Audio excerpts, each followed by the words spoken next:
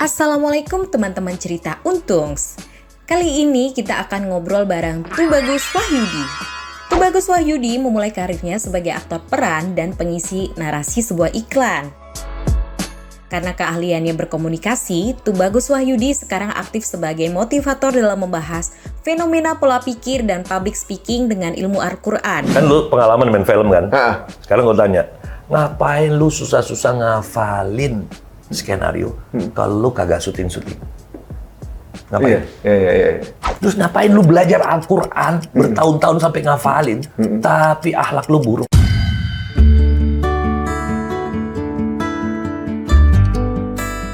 Pantengin terus ya kisahnya hanya di Cerita Untungs.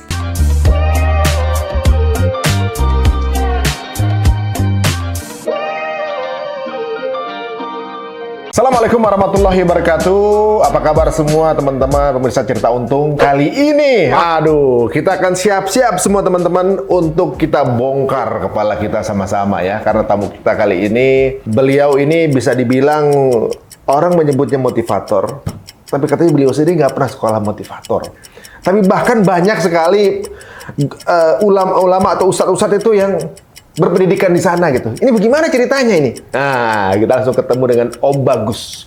Atau juga mungkin kalau di YouTube teman-teman kenal dengan Om Tubagus Wahyudi. Nah, gitu langsung aja. Assalamualaikum warahmatullahi wabarakatuh. Waalaikumsalam warahmatullahi wabarakatuh. Gimana kabarnya, Wi? Baik, alhamdulillah. Alhamdulillah. Ini banyak pertanyaan yang udah ngumpul di kepala saya nih ya. Banyak pertanyaan yang ibaratnya mungkin jadi banyak pertanyaan juga orang-orang di luar sana. Saya mewakili aja. Cuma sebelum kita masuk ke sana, orang pasti ingin bertanya mengenai latar belakang dari Om Bagus dulu nih. Om Bagus. Siap. Dibilang motivator, tapi nggak pernah sekolah motivator. Tidak pernah ikut acara motivasi. Nggak pernah ikut? Iya. Bahkan kali pertama saya juga lupa ya kapan saya diundang atas nama motivator. Saya juga lupa. Yang jelas saya pikir sebutan motivator itu adalah tuduhan. Karena saya tidak pernah mengaku. Cuman karena disuruh diminta untuk memberi motivasi, akhirnya lama-kelamaan disebutlah motivator. Karena motivator itu kan orang yang memberi motivasi. Oh iya. Seperti itu. Tapi kan ini yang diberikan orang, berarti sebuah penghargaan. Ya, gitu. penghargaan. Jadi saya tidak pernah mengakui itu.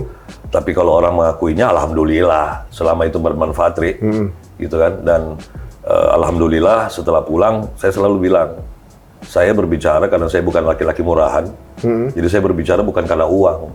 Tapi kalau dikasih lebih cepat datang. Itu punchline boleh juga tuh ya, benar.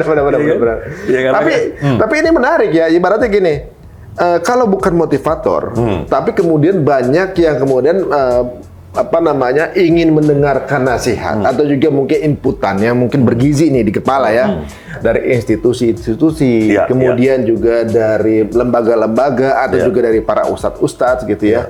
Bahkan kemudian ada sekolah yang namanya Kahfi BBC Motivator School. Motivator School. Yes. Gitu. Yes. Dari tahun 2003. Dari tahun 2003. Nah, berarti kan something inside the circle ini nih, yang kemudian itu membuat orang ngerasa begini. Orang kalau misalnya ngeliat nggak ada daging, udah pasti nggak usah dibilangin, dia akan pergi aja. Betul. Dan apa sebenarnya yang kemudian satu hal yang lucu di kampus kita ini, di mana-mana namanya kampus itu orang pengen cepat-cepat selesai.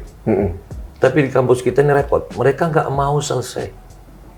Jadi cara untuk mengusir mereka dari kampus adalah wisuda aja mereka.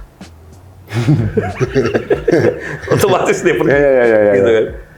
Padahal masa belajar sudah kita panjangin 6,5 tahun. Kebayang nggak itu? Kuliah 6,5 tahun. Dan mahasiswa kita itu tidak hanya di seputaran Jakarta, karena mahasiswa kita itu yang dari Tegal, setiap kuliah naik pesawat. Kebayang nggak itu? Ya itu yang ambil program 3 tahun setara D3 itu kan. Jadi kalau mau dikatakan latar belakang, saya adalah orang yang paling tidak layak jadi seorang motivator, karena apalagi kita basicnya kan motivator Islam ya. Saya nggak pernah di pesantren, nggak pernah di madrasah. Saya sekolahnya umum-umum saja. S1 saya itu arsitek. Saya seorang arsitek. Terus saya putuskan untuk tidak hidup menjadi seorang arsitek karena ada story di balik itu. Karena saya melihat gini, Ri. Ngapain sih kita ngedesain rumah bagus-bagus, gitu? Sementara orang yang tinggal di rumah itu nggak bagus, gitu loh. Kayak orang punya mobil dimodifikasi, tapi orangnya nggak keren. Nah, apalagi kita melihat manusia itu kan banyak cara ya. Salah satu cara adalah kita pasti melihat wajah. Ya kan? Karena kata Imam Suyuti, apa yang tampak di luar sebenarnya itulah kedalaman batin. Oke? Reflection. Iya. Jadi kita tidak bisa dipungkiri. Karena kalau kita sekolah acting pun, kita akan melihat bagaimana kita berperilaku kan. Ya. Nah, waktu kita membuat sinetron, membuat film, kenapa sih orang nggak boleh salah acting, nggak boleh salah ketika acting? Nah. Karena waktu saya sekolah film, ternyata film itu hanyalah contoh kehidupan, hanyalah contoh kehidupan. Yang contoh kehidupan saja, Ri. Orang nggak boleh salah acting. Apalagi kehidupan yang sebenarnya. Nah permasalahannya, kok kita nggak belajar acting? Oh iya, menarik. Nah, selama ini orang berasumsi acting itu ilmu untuk para pemain sinetron, pemain film, pemain iklan dan seterusnya, pemain sandiwara lah. Saya bilang salah. Rasulullah SAW mengatakan, Innama bu'istu liutamima makarimal akhlak. Sungguh aku diutus ke muka bumi ini hanya untuk menyempurnakan akhlak, kemuliaan akhlak. Guys, ini menarik ya kalau lihat dari angle itu ya. Ibaratnya mau acting yaitu kehidupan yang cuma 2 jam, kita bisa berpanjang-panjang sekolah, ya kan? Coba. Nah, untuk bisnis, kita bisa sekolah bisnis untuk ngejalanin bisnis gitu misalnya. Nah, cuman yang lucu lagi, Ri. Kan lu pengalaman main film kan? Sekarang gue tanya, ngapain lu susah-susah ngafalin skenario kalau lu kagak syuting-syuting? Ngapain? Iya. Terus ngapain lu belajar Al-Quran bertahun-tahun sampai ngafalin, tapi akhlak lu buruk?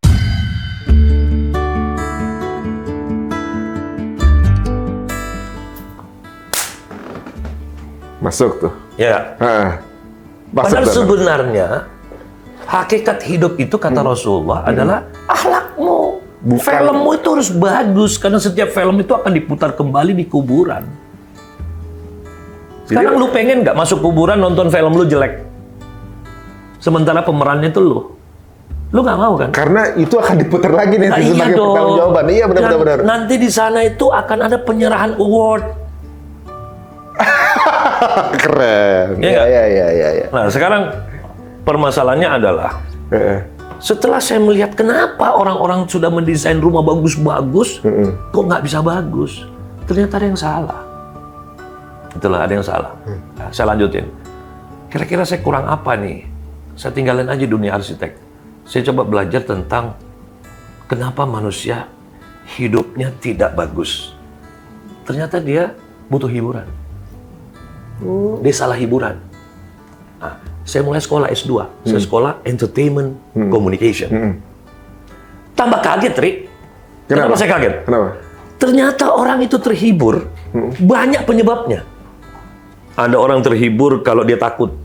Makanya kenapa film horor laris, ya toh? Ada orang terhibur kalau ada yang kecelakaan. Ada orang terhibur, macam-macam. Bahkan ada orang terhibur kalau lihat orang susah. Ada yang terhibur kalau orang dibunuh. Iya kan? Gitu loh. Saya kacau lagi nih. Padahal hiburan sudah jelas. Hiburan yang hakiki sudah dijelaskan oleh Al-Quran. Itu berada dalam kesakinahan. Kesakinahan itu orang yang berhasil memasuki alam hiburan tertinggi derajatnya, itulah sakinah. Karena tenang ya. Lah iyalah. Sekarang gue tanya lo, lu pengen beli Ferrari. Setelah dapat Ferrari, baru lu bilang, gue tenang sekarang om sudah beli Ferrari. Yang pengen beli pesawat jet, gue sekarang tenang Gus, udah bisa beli jet. Yang pengen punya rumah, gue sekarang sudah tenang Gus, sudah beli rumah. Oh, gara-gara itu doang, kau tenang. Padahal belum tentu. Iya toh? Dan apakah harus punya itu biar tenang? Iya. Nah inilah salah fakultas tenang dia. Fakultas tenangnya salah belajar. Menurut saya salah angle. Salah angle dari mencari ketenangan itu ya. Yes. Nih teman-teman mungkin banyak yang nanya, ini ada fakultas buat apa? Nanti mau dirataret ya. Bukan kenapa tiba-tiba ada sesuatu yang mau kita omongin. Enggak lah ya, enggak. Atau nanti muncul sendiri tulisan. Enggak ya, bukan. Nah, akhirnya saya putusin lagi. Kali ini story. Kayaknya ada yang salah dalam hidup gua.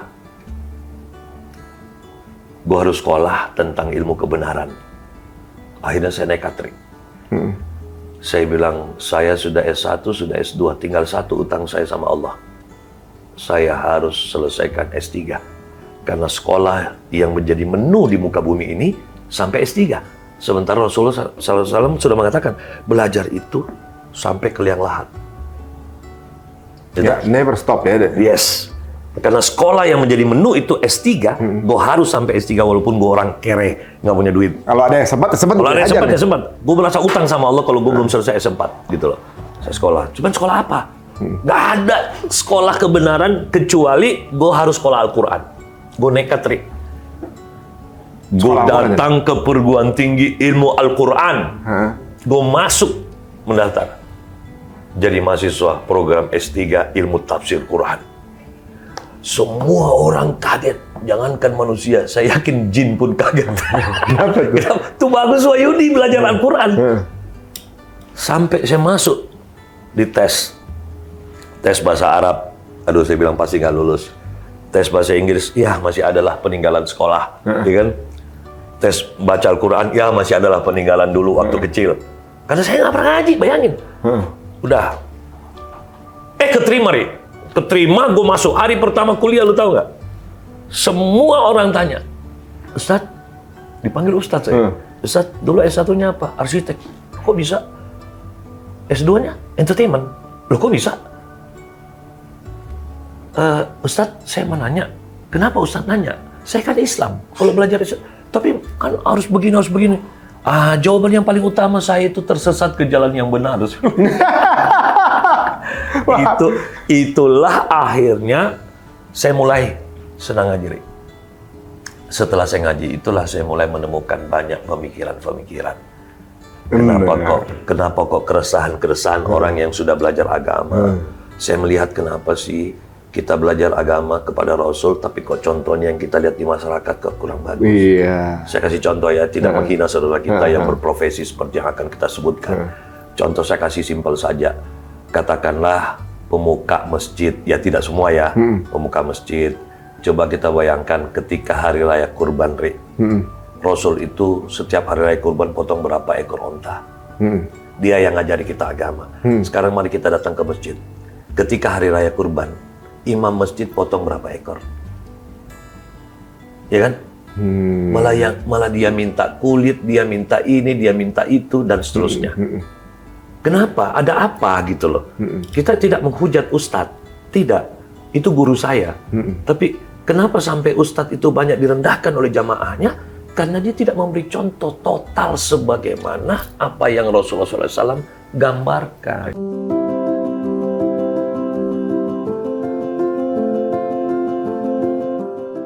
Imam itu mestinya diikutin makmum. Yes. Ya, ternyata yang menjadi imam di sektor sekitar tidak menjadi contoh dari makmum ini. Ini menarik teman-teman ya. Tadi dari awal salah satu ibaratnya yang bikin saya ini adalah kalau semua hal itu harus belajar, bisnis harus belajar, untuk acting berapa harus belajar. Kenapa hidup yang seumur hidup kita nggak belajar? Satu tuh, itu menarik tuh. Bahkan untuk hidup setelah menikmati pun kita nggak pelajari. Sehingga kita punya istilah begini, Re. S3. Teman-teman sekalian, kalau pengen hidup, tujuan hidup itu S3. Kok S3? S1 itu bagaimana kamu sukses jadi manusia. Jadi sukses jadi manusia di dunia maksudnya? Iya, tanya para ulama. Ada apa dengan manusia sekarang? Rata-rata pandangan ulama tasawuf mengatakan manusia adalah makhluk yang terlambat mengenal siapa dirinya. Sementara pandangan para ulama mengeluarkan sebuah semboyan, man arafa nafsahu faqad arafa rabbah. Siapa yang berhasil mengenal dirinya, dia akan mengenal siapa Tuhannya. Sekarang bagaimana kita bisa beriman kepada zat yang maha gaib? Karena kau sendiri dirimu tidak bisa kau imani. Dia nggak paham dia lagi ngapain sekarang, dia lagi ngapain gitu ya. Nggak bisa, Ri. Sekarang gue tanya, apa beda kita dengan manusia? Dengan binatang? Selalu bilang akal. Ada apa? Ada apa dengan akal? Ya, Selalu mereka katakan, bedanya gini om. Manusia punya akal, binatang tidak. Sekarang gue tanya, apa itu akal? Pertanyaan kedua. Manusia itu katanya punya akal. Punya loh, Ri, katanya. Punya loh. Sekarang gue bertanya, apa itu akal? Kemampuan berpikir, memutuskan baik buruk, kebenaran. Yes. Kalau manusia punya akal, kenapa ada yang maling? Akalnya nggak dipakai. Berarti nggak punya, Ri. Ada cuma nggak kepake. Berarti nggak punya. Berarti dia nggak punya. Kalau dia punya akal, dia mau mencuri, pasti dia nggak mau. Bunuh aja saya daripada gue disuruh mencuri, karena gue punya akal. Jadi gue nggak setuju itu kalimat. Bedanya manusia sama binatang, manusia berpeluang punya akal, binatang tidak. Jadi akal itu hanyalah peluang. Lu kalau nggak pergi ambil akalmu, lu jangan pikir lu berakal. Ternyata, Ri, akal inilah agama. Jadi lu kalau nggak ngambil agama lu, nggak pelajari, nggak pahami, lu nggak berakal. Karena agama lah yang mengajarkan kita mana dosa, mana pahala, mana baik, mana buruk, mana yang boleh dinikahin, mana yang nggak boleh, mana yang harus dikerja, mana yang harus ditinggal. Kita hari-hari bengong karena nggak tahu agama. Kenapa manusia tidak pernah tahu apa yang harus dia tahu? Ya. Karena berarti manusia punya peluang melakukan apa yang hewan lakukan. Lah iya dong. Iya. Iya dong. Selama dia tidak ambil akalnya. Makanya kenapa Al-Quran sering menyandingkan dia itu seperti hewan ternak, bahkan lebih buruk. Kenapa? Karena dia nggak ngambil akalnya. Manusia itu. Kemudian suka tidur sembarangan. Seperti binatang. Loh, kok Om Bagus bilang bukan manusia? Bukan Quranmu. Apa kata Al-Quran? Setan berasal dari dua makhluk, jin dan manusia. Jadi jangan sampai kita cuma modal tua, Ri. Tapi kita ini sudah bukan manusia. Kita ini sudah jadi setan. Jadi sukses satu, berjuanglah kamu supaya bisa menjadi manusia. Waduh, Masya Allah. Oke? Ya, itu satu. Ya. satu. Baru kita bisa menggapai maunya Rasul. Khairun nas anfa'uhum linnas. Sukses S2. Yaitu memanusiakan manusia. Ya. Oke, jadi kita sudah paham jadi manusia, kemudian memanusiakan manusia lain. Kalau kita belum Next bisa, level. Iya, kalau kita belum bisa jadi manusia, bagaimana? Rasul berjuang sampai umur 40, klop, dia diangkat jadi Rasul. Itu tanda dia berhasil menjadi makhluk mulia. Manusia itu makhluk mulia. Setelah itu dia mulai memanusiakan manusia. Nah, S2-nya nih, contohnya memanusiakan manusia gimana? lu sudah punya ilmu, ajari ilmu lu. Lu udah punya harta, Ri. Sekarang gue tanya, harta ini untuk apa? Wa ma halaqtul jin wal ins illa liya'budun. Allah kasih kamu semua, Ri, prestasi. Allah kasih semua. Itu hanya untuk beribadah dalam rangka meninggikan manfaatmu jadi manusia. Masya Allah. Alhamdulillah. Iya. Untuk apa itu ada mobil? Untuk apa ada motor? Untuk memanusiakan manusia. Jadi punya harta adalah kita diberikan sarana. Lihat budun itu. Iya, jadi lu jangan mau, Ri, kena ayat-ayat setan, ayat-ayat sesat. Lu hati-hati, lu dimanfaatin sama karyawan lu. Lu terlalu baik. Jawab, khairun nas anfa'uhum linnas. Selama karyawan gua memanfaatin gua, berarti gua sudah jadi sebaik-baik manusia. Karena berarti bermanfaat. Lah iya dong. Iya. Kan S2. Tapi di sisi lain mindset orang sekarang kalau dimanfaatin berarti rugi. Salah ayat. Nah, salah angle berarti ya? Salah angle. Karena dalam Al-Quran juga Allah sudah bongkar tuh masalah salah ayat. Buka surah Al-Baqarah ayat 23-24. Kalau tidak salah, saya bukan penghafal. Allah katakan pada ayat 23, kalau memang kamu tidak percaya kepada Al-Quran yang dibawa oleh utusanku Muhammad itu, silakan kau buat satu surah saja semisal itu, lalu ajaklah penolong-penolongmu jika kau orang yang benar. Artinya apa? Kita rubah bahasa yang simpel ya, bahasa anak muda. Kalau lu memang nggak percaya kepada teori-teori Allah, silakan lu buat teori lu.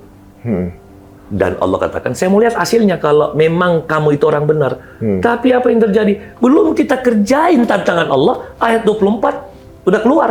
Apa? Dan apabila kau tidak mampu, dan pasti kau tidak mampu, maka pelihara dirimu dari panas api neraka. Jadi itu maksudnya, kalau jadi manusia, jangan sotoy. Lah kita sedikit-dikit, suka-suka gua, neraka-neraka gua, ya silakan. Konsep-konsepnya sendiri gitu Lah ya? iya dong. Sekarang kita ini kan makhluk yang paling tidak tahu. Kita tidak tahu apa itu kuburan, kita tidak tahu apa itu akhirat. Maka ambillah surat dari sana. Surat dari sana satu-satunya yaitu Al-Quran. Dan Al-Quran ini sudah bersumpah terhadap dirinya. Zalikal kitabu la roiba fi hudal lil muttaqin. Tapi caranya gimana, Om? Alladzina yu'minuna bil ghaib. Jangan kau terlalu percaya yang kelihatan. Oh, beda ya ini ya. Maksudnya angle dari itu bahwa Iya kan, alladzina yu'minuna bil ghaib kan artinya orang-orang yang beriman kepada yang gaib. Gaib itu apa? Lu nggak perlu kasih gua duit, lu nggak perlu kasih gua pangkat, lu nggak perlu senyum, lu nggak perlu ucapin terima kasih, karena cukuplah Allah yang membayarku. banyak angle dari arti itu. Nah, iya dong. Nah, itulah unsur motivasinya. Kalau kita baca Al-Quran kita tidak termotivasi, ada yang salah. Nah, ini yang jadi masalah. Ya kan kita taunya disuruh baca kan gitu. Yes. Tapi yang dibaca itu kan alam semesta. Nah, S3 kita lari kemana? Bagaimana kau berjuang terus untuk menjalankan ini sampai kau mati. Matimu disebut husnul khotimah. Itulah sukses S3. Bermanfaat, memanusiakan manusia. Terus tiada bosan. Istiqomah. Sampai mati. Menjadi orang yang bermanfaat gitu. Ini S2 ini yang paling berat sebenarnya salah satunya. Nggak boleh kita bilang terlalu berat. Yang paling berat salah satunya? Jangan. Nggak. Yang paling asik.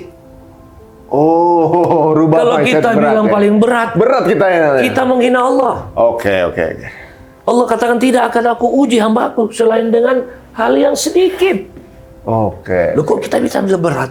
Berarti kita beda falsafah sama Allah. Ya. Yang paling asik. Paling asik. Ujiannya paling banyak.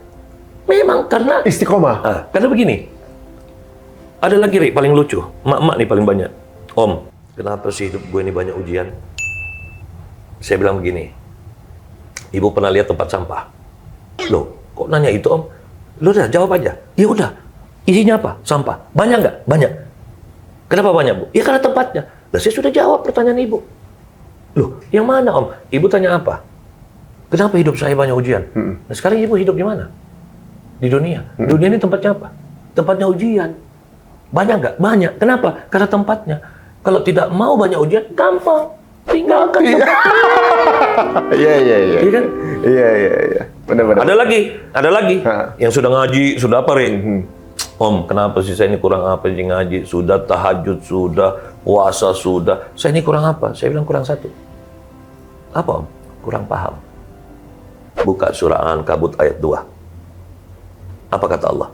Emangnya manusia itu dibiarkan mengatakan dia sudah beriman, lalu tidak diuji.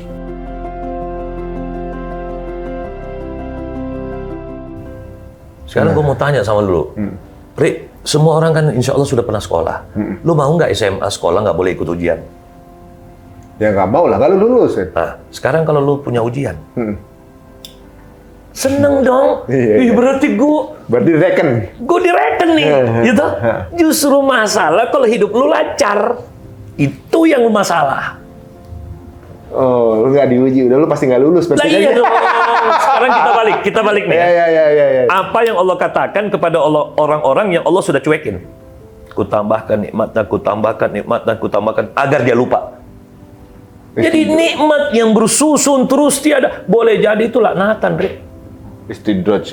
Nah, istidraj, karena dia bilang apa? Lihat hidup gua nggak ada masalah. Oh, hidup lu penuh masalah. Oh, malah lalai dia, terbuai. Saya perintahin sama murid-murid saya, lu tiap hari harus cari masalah. Tapi jangan bikin masalah. Atau tiap hari cari solusi masalah. Bagaimana caranya cari solusi, Rik, kalau nggak ketemu masalahnya? Kita kuliah kan cari masalah dulu. Nggak, misalnya kita nggak punya masalah. Kita lihat orang punya masalah. Nggak mungkin, Rik. Justru orang yang mengatakan saya tidak punya masalah, itulah orang yang paling bermasalah. Dia tak muter-muter kayak gini nih. Ya, hari ini muter-muter nih. Kedua, dia nggak tahu apa itu fikir. Binatang punya pikiran. Manusia berpikir. Ya. Hewan punya pikiran. Manusia punya pikiran, tapi manusia perintahnya berpikir. Hewan punya pikiran, mereka berpikir. Mereka tidak berpikir. Mereka didirect oleh pikiran. Didirect oleh pikiran. Kalau lapar nyari makan. Jalan sendiri pikirannya. Oh iya. Cara nyari makannya dengan Makanya berburu. pernah nggak, Ri? Kamu lihat ada burung pergi kursus bikin sarang. Nggak ada. Karena di dalam pikirannya sudah Allah masukkan data. Iya kan? Iya. Ya kan kayak lion, harimau, dia taunya berburu, Iya. kan? Padahal dia nggak pernah ikut training berburu, kan? Betul. Kenapa dia paling jago? Karena Allah sudah sisipkan Udah di folder, data. di foldernya udah dimasukin. Sudah ada. Nah, manusia beda. Install. Manusia disuruh mendirect pikiran itu. Karena dia bedanya sama binatang, dia ada perintah untuk menjadi khalifah. Oke, itu bedanya. Karena manusia punya perintah untuk menjadi khalifah. Tapi kalau dia gagal, itu karena dia otaknya holiday. Oh iya. Benar. Disuruh jadi khalifah, dia malah holiday. Disuruh istiqomah, dia istirahat. Iya. Jadi kalau ada pegawai lu senang untuk istirahat, itu sudah tidak istiqomah ya. Berarti sebenarnya untuk mereka yang nggak mau challenge, malas susah segala macam, berarti nggak menggunakan asetnya sebenarnya. Betul. Dia tidak mendirect pikirannya. Kenapa tidak mendirect pikirannya? Karena dia tidak paham apa itu sadar. Bentar, di sini dulu. Ini ada banyak yang kita bisa analogikan teman-teman ya.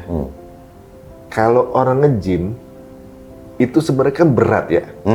Dia ngasih masalah ke ototnya gitu kan. Tapi jadinya bagus. Yes. Tapi kalau orang malas olahraga, ya emang nggak capek ya ngapa-ngapain. Tapi buruk buat dia. Yes. Tapi hati-hati, Ri. Menyangkut nge-gym juga bisa masuk dalam kondisi mudarat. Kenapa? Badan gede. Saya tanya, kerjaan lu apa? Olahraga. Kalau kerjaan lu olahraga, apa itu profesi? Badan gede, kerja di mana, Mas? Marinir, cocok. Emang kepake. Fungsional. Ini. Iya toh? Badan gede, kerja di mana? Ini, Mas, input data. Makanya keyboard rusak semua. Oh, tergantung ya. Lah iya dong. Lah badan gede untuk apa, Ri? Kita buang waktu membesarkannya. Kecuali memang ada fungsinya. Lu atlet binaraga. Ya kan? Lu memang mau promotion alat-alat fitness kayak Aderai, ya kan? Silakan. Instruktur kesehatan. Ini enggak. Kerjaan apa, Mas? Petugas kelurahan. Badan gede. Kan nyusahin lo.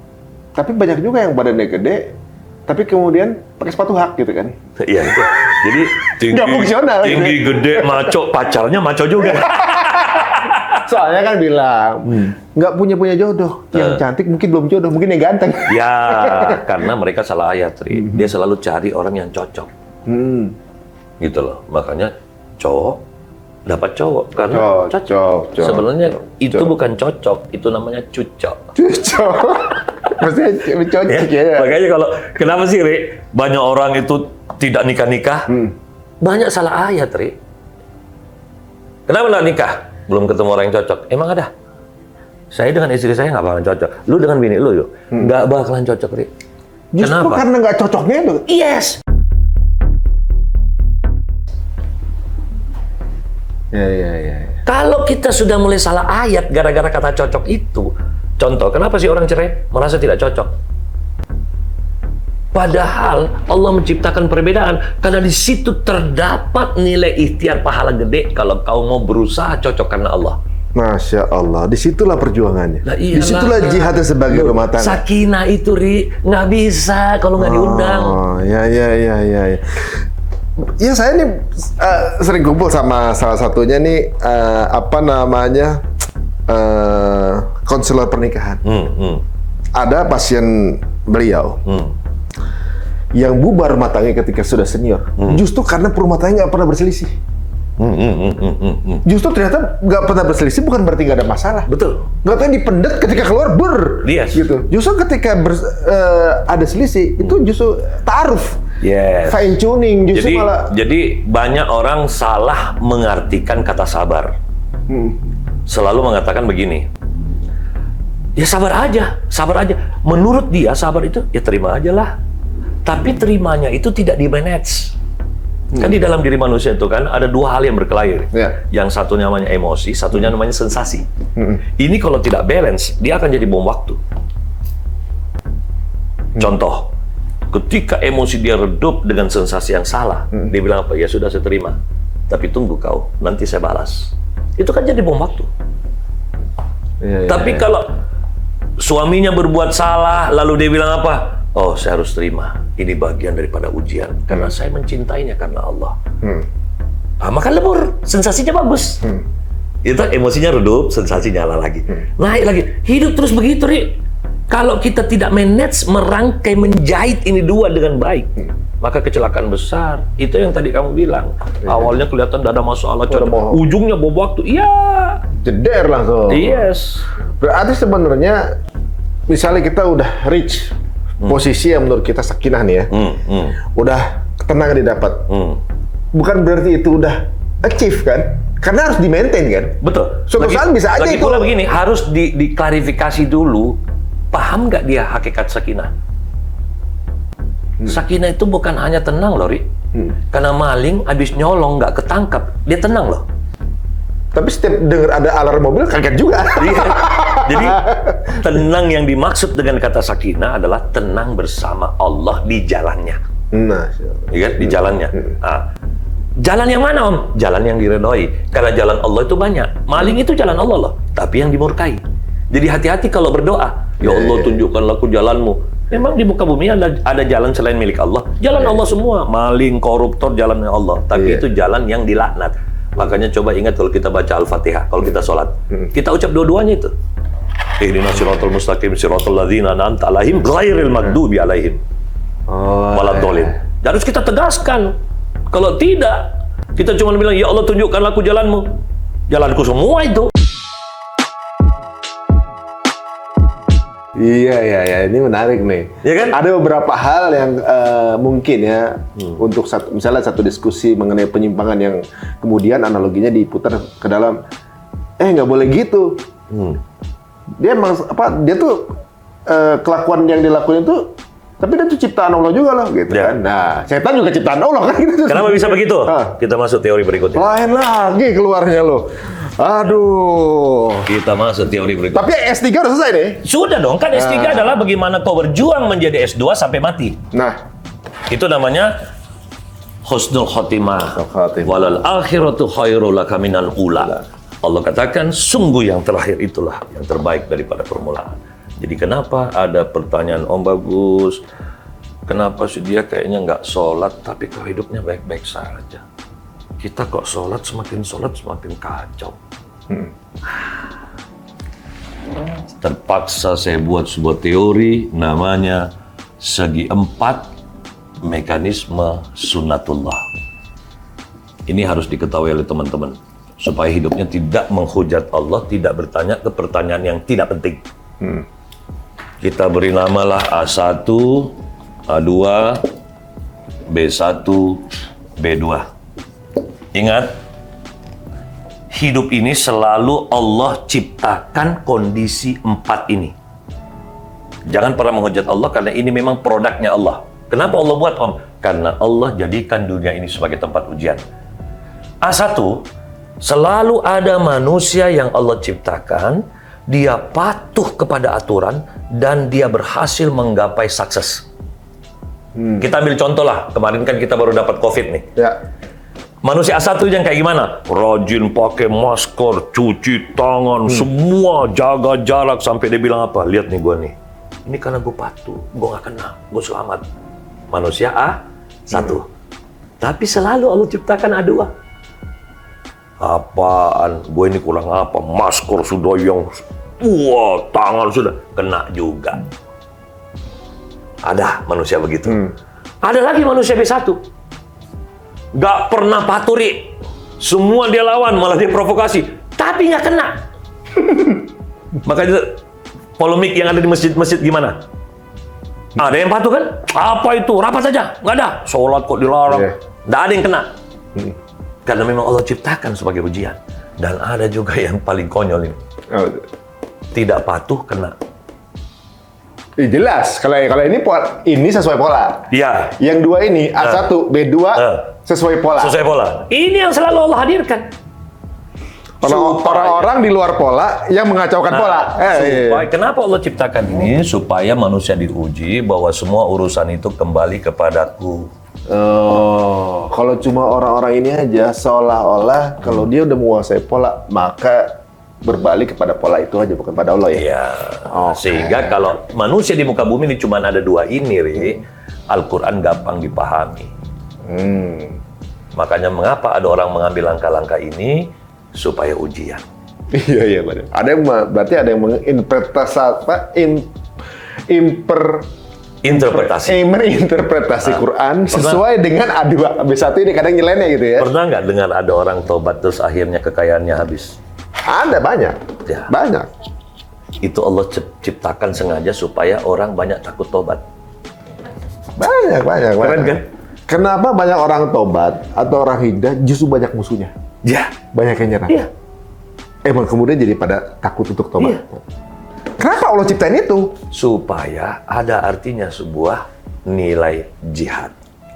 Karena Allah katakan dalam surah At-Taubah ayat 19, jangan kau samakan orang yang memberi makan orang-orang yang sedang menjalankan haji dan yang merawat Masjidil Haram berbanding orang yang beriman dan berijihad di dalam Allah. Itu dekat, mereka itu beda. Malah Allah akhiri ayat itu dengan aku tidak memberi petunjuk kepada orang yang zalim. Loh, kok bisa ada kata zalim di situ? Ternyata memang ibadah ini harus bergerak.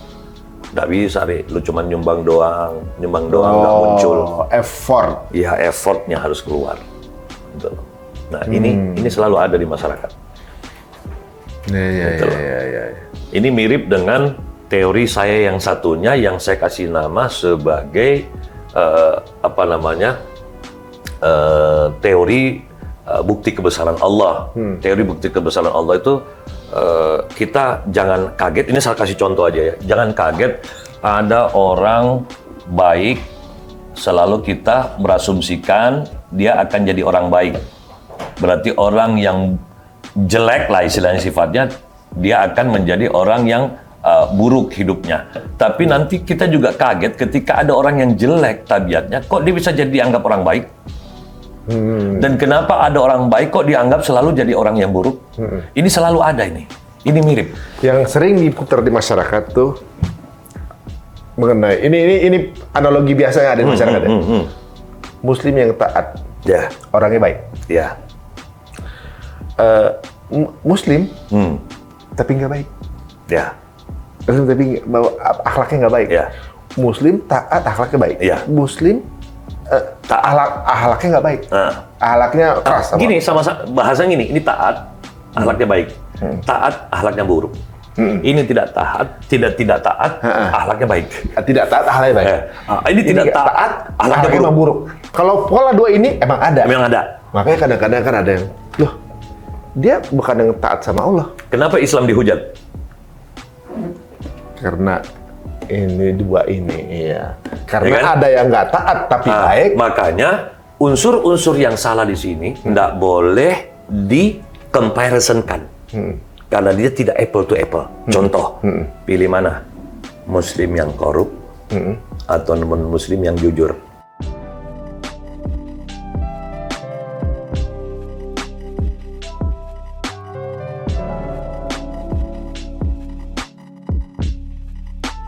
Berarti kadang orang miskin bisa sukses hidup sebagai orang kaya. Bisa? Ya, bisa. Kalau dia, misalnya gini, gue miskin nih, gue program diri gue kaya, akhirnya gue kaya. Tapi pertanyaannya, apakah saya bisa sukses hidup menjadi orang kaya.